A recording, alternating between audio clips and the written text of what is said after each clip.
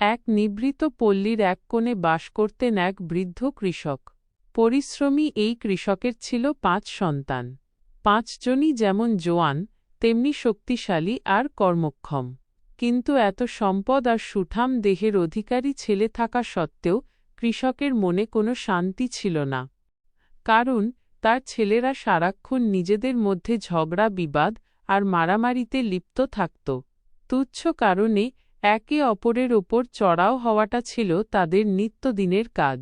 বৃদ্ধ কৃষক সবসময় ভাবতেন, আমি না থাকলে এই ছেলেদের কি হবে? এভাবে আলাদা হয়ে থাকলে তো যে কেউ এদের ক্ষতি করবে। তিনি অনেকবার তাদের বুঝিয়ে শান্ত করার চেষ্টা করেছেন, কিন্তু কোনো লাভ হয়নি। অবশেষে একদিন বৃদ্ধ কৃষক তাদের একতা শেখানোর জন্য একটি চমৎকার বুদ্ধি বের করলেন। তিনি তার ৫ ছেলেকে একসাথে নিজের কাছে ডাকলেন। তাদের সামনে রাখলেন এক আঁটি শক্ত করে বাঁধা পাটকাঠি। তারপর ছেলেদের উদ্দেশ্য করে বললেন, বাবা, আমি দেখতে চাই তোমাদের মধ্যে কার গায়ে সবচেয়ে বেশি শক্তি। এই যে দেখছো পাটকাঠির আঁটি, এটাকে না খুলে আস্ত অবস্থায় কে ভাঙতে পারো? বাবার কথা শুনে বড় ছেলে এগিয়ে এল। সে আপ্রাণ চেষ্টা করল, কিন্তু আঁটিটি ভাঙতে পারল না। একে একে বাকি ৪ ভাইও তাদের সব শক্তি প্রয়োগ করল, কিন্তু কারো সাধ্য হল না সেই শক্ত করে বাঁধা আঁটিটি ভাঙার। ছেলেরা হাল ছেড়ে দিয়ে বলল, বাবা, এটা কারো পক্ষেই ভাঙা সম্ভব নয়। এবার বৃদ্ধ কৃষক মুচকি হাসলেন। তিনি আঁটিটি খুলে দিলেন এবং প্রত্যেকের হাতে একটি করে আলাদা কাঠি দিয়ে বললেন, এবার দেখো তো ভাঙতে পারো কিনা। ছেলেরা অবাক হয়ে দেখল, এবার কোনো পরিশ্রম ছাড়াই তারা মটমট করে কাঠিগুলো ভেঙে ফেলল।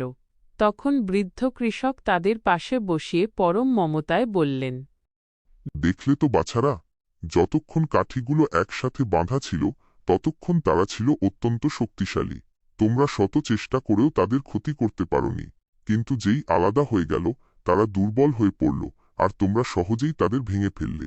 কৃষক আরও বললেন, তোমরাও যদি এই কাঠিগুলোর মতো মিলেমিশে এক হয়ে থাকো তবে পৃথিবীর কোনো শক্তি তোমাদের ক্ষতি করতে পারবে না। সবাই তোমাদের শ্রদ্ধা করবে। কিন্তু যেদিন তোমরা ঝগড়া করে বিচ্ছিন্ন হয়ে যাবে সেদিন তোমরাও এই আলাদা কাঠিগুলোর মতো দুর্বল হয়ে পড়বে এবং বাইরের মানুষ তোমাদের সহজেই বিপদে ফেলবে।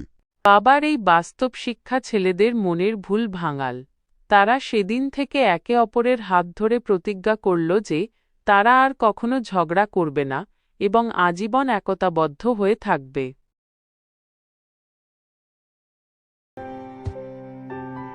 হ্যালো বন্ধুরা, সানজিদা কার্টুনস চ্যানেলে আপনাদের সবাইকে স্বাগত।